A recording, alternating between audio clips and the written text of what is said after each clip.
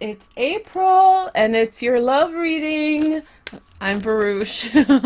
I don't know how to tell you, like it's time to start having fun, Virgo, because we have so many planets and it's going to be like a year of fun. And we're back in the energy. We took a little dip.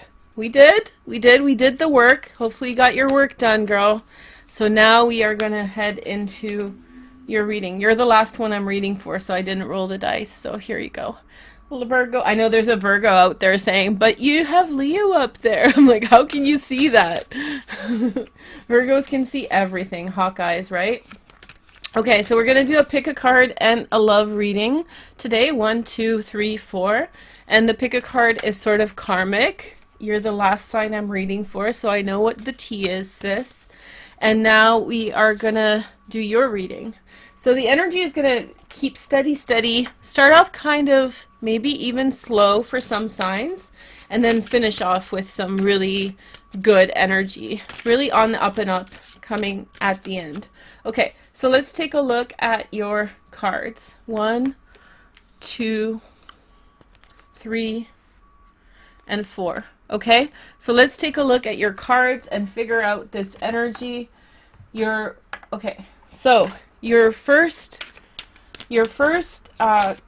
reading will be the love reading, and then we'll do the individual signs. I'm already feeling the energy, that's why I'm kind of stalling. All the cards are available at my shop in the description on Amazon, and I'm going to do 4 weekly readings on Vimeo for the April extended instead of 1. And then, so if you get the rent all option, all are included. And then we have the preview, the psychic preview for Virgo on there already as well. So hopefully that makes you excited. I think did an extra video for April because you guys didn't get really a good March reading, like enough time. So we did that on YouTube, and then the extended will be added to the April playlist as well. So lots of content. Let's take a look at your cards. So we have the Magician. Okay. Mercury, right? Mercury is moving into Aries on the 17th of April, which is marking a decision or a change that you may make or initiate in your life. But Mercury's also been retrograde in your 7th house of partnership, and for the first 2 weeks of April, it'll be transiting through your 7th house. So communication with partners, communication with business partners. Venus is in your 7th house until the 20th, from March 26th until the 20th. Gives me time to think and catch my breath. So it's a really good month for love. And, you know, the upside is a lot of fun and entertainment, but the downside is Lilith is in our partner's house, so that happens on May 9th. Take a step back from any conflict that you're engaged in or that you have going on. The 7th house is the house of the known enemy, so you know exactly who it is. Felicia. Bye, Felicia. Bye. Okay, so we have the Mercury in Virgo here, 10 of Pentacles. Loyalty. There are people in the world that love you to pieces, dear Virgo, and they want to be a part of your life. There's someone who's maybe even far away who is very much your compadre. Did I say it right? Someone is very much on your side, and I think this is a person of a lot of means, and I don't mean money necessarily. They can get things done. Here is the next message. We have the Knight of Wands. There is a situation with a Sag, Leo, or Aries, secondary transits in air, Gemini, Aquarius, or Libra. There's something that you have to address in some type of situation. And I feel like this person is coming in to sort of disrupt the strength of your union, the strength of what you have going on. But I think we'll see how that plays out. But for now, there's someone who's coming in who's sort of confrontational or confronting a situation. That situation with this person may be overlapping with this one. So it's It is what it is. Okay, so next message is the King of Pentacles, a Virgo, Taurus, or Capricorn, secondary transits in fire. This could be you being a boss, or this could be someone around you who is, this is the person, you know? This is the position of Jupiter, so this is the person who's bringing a whole lot of good into your life, and this is the person who is sort of maintaining loyalty and trust and a steady relationship. So this is like a, you know, a big fence of rocks, you know, like not a fence but a big wall of rocks. So very hard to get over and around. Here is the next message. We have the Four of Wands. A lot of activity around your home, a lot of energy being put into the home at this time, home and family. A lot of focus on home and family at the time. We have Ceres or Ceres and Jupiter in your 4th house. A lot of opportunities. Put your energy into your home. Put your energy into your family. Ace of Cups, look. So, new relationship with another earth sign. It's coming, I tell you, it's coming. And then we have a couple cards. A decision about the Seven of Swords, Moon and Aquarius. Okay? A decision about the Seven of Swords. A decision to about what you're going to do about the Seven of Swords. This could be someone trying to steal from you, or to in some way, somebody's being a smart ass, right? And so you're going to make Virgos have a very patient temperament, but you don't want to see this together with a Virgo, because a Virgo is going to make a decision and then follow through with it. So it's like, you know, that judgment is coming. Someone's leaving and you're making a decision, right? Somebody, you're not going to let them dip in some way. At the center of the reading is the Five of Cups, disappointment.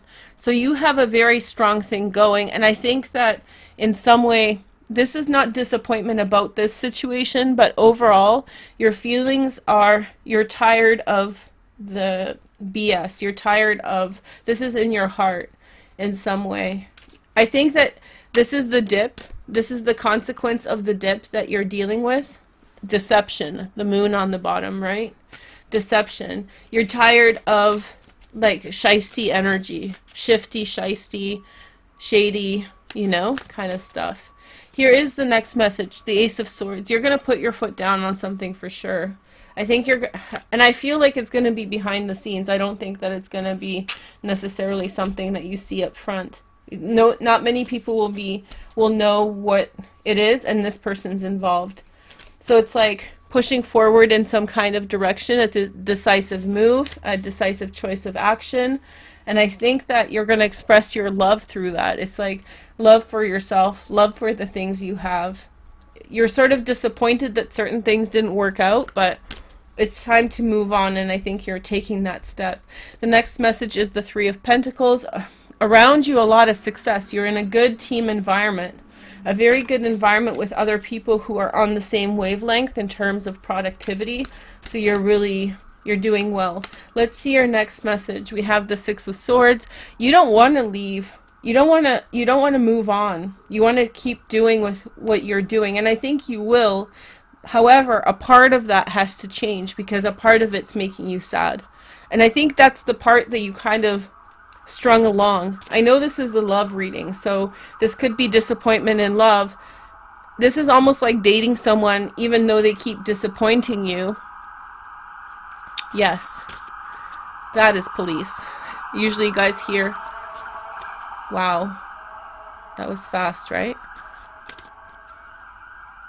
Maybe that was the ambulance. That sounded different.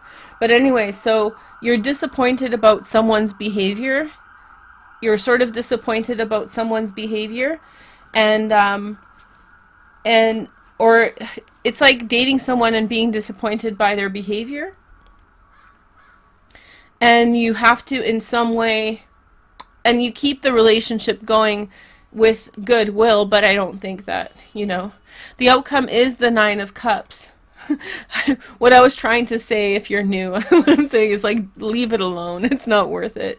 The outcome is good, and it's because of the King of Pentacles. Fulfillment of wishes. You get something you want. You have the Two of Cups as the outcome, you know. Someone's trying to infuse your life with negativity.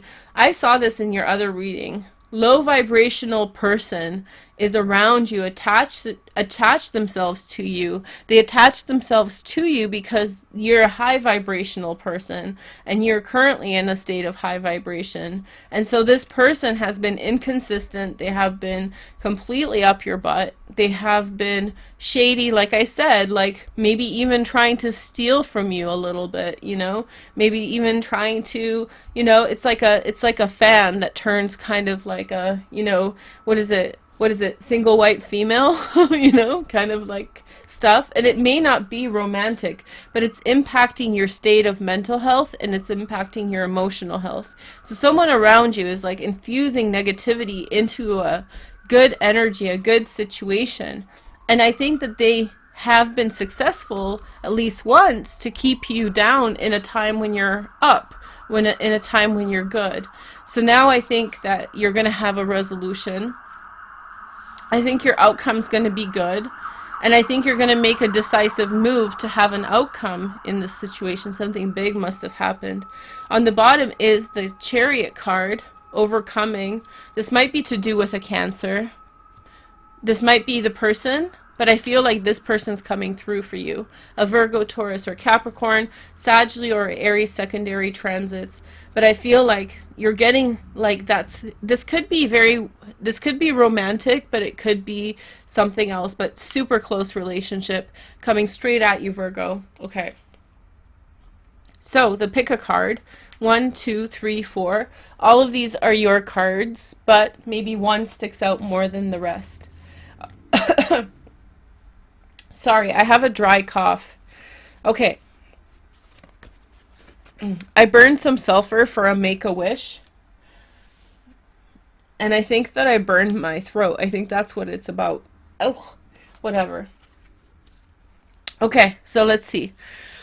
We have, first card is for number 1, Soulcraft. Soulcraft. And these are sort of karmic.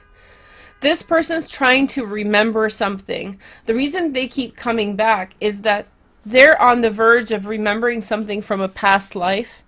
They may not remember it in this past life, but they're really close. So they're like, I was going to say this. You know how sometimes I forget when I'm channeling and I'm like, what was I going to say? And then it's at the tip of my tongue and then it comes later.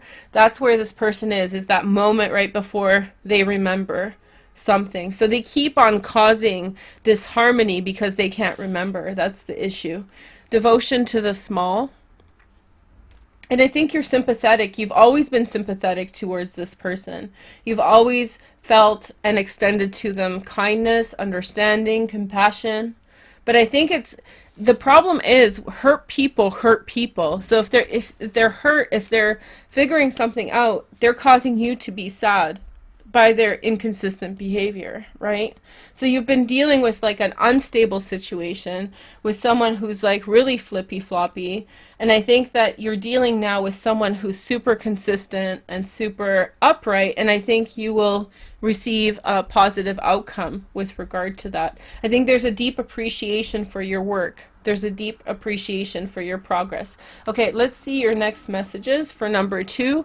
Stick around number 1 because number 2 is also, all of these are yours. Okay, number 2, she is the moon. Sorry about all the sirens.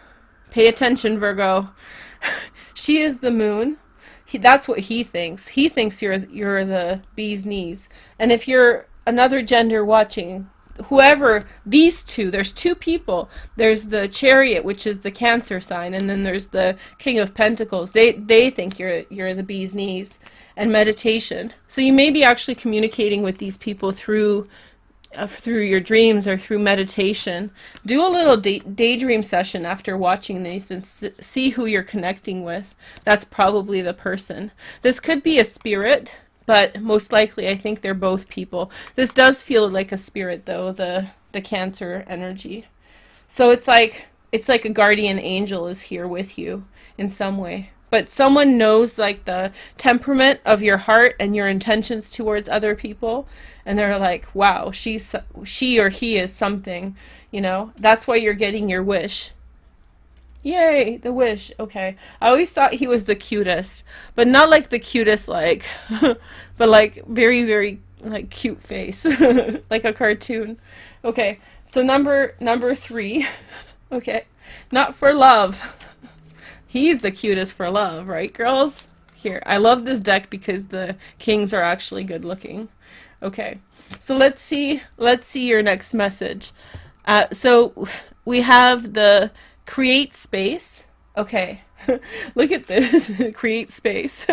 So rolling up your sleeves. If you chose number 3, I feel like there's a great appreciation for your work at this time. Like the work that you're doing. I think that people are like, wow, like this is really something special. This is something to take hold of or take notice of.